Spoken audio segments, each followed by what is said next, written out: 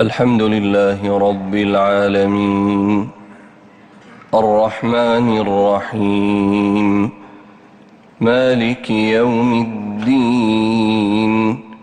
إياك نعبد وإياك نستعين اهدنا الصراط المستقيم صراط الذين أنعمت عليهم غير المغضوب عليهم ولا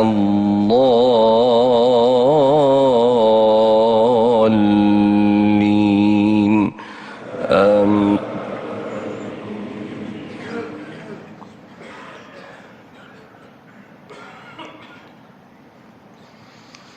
ومن آياته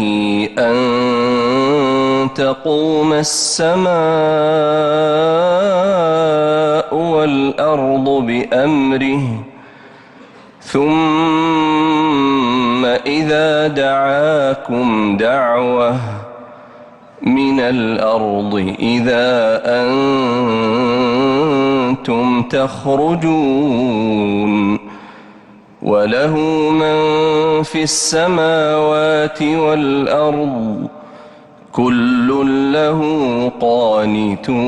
قانتون وهو الذي يبدأ الخلق ثم يعيده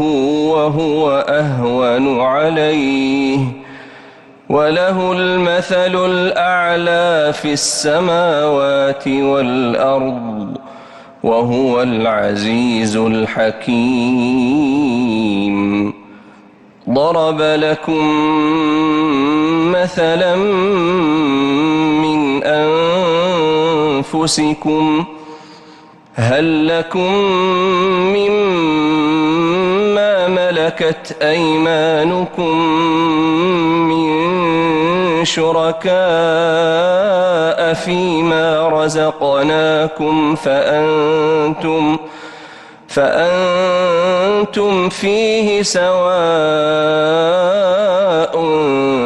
تخافونهم كخيفتكم أنفسكم كذلك نفصل الآيات لقوم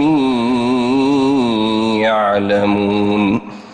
بل اتبع الذين ظلموا أهواءهم بغير علم فمن يهدي من أضل الله وما لهم من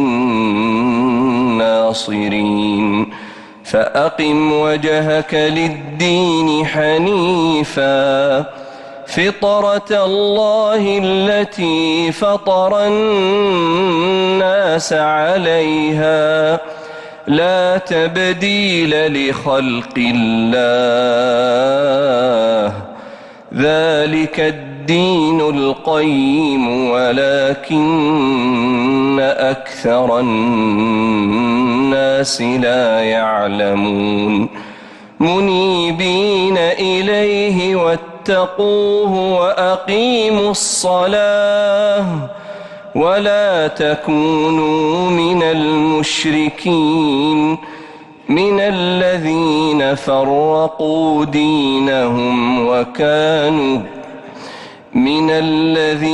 فرقوا دينهم وكانوا شيعا كل حزب بما لديهم فرحون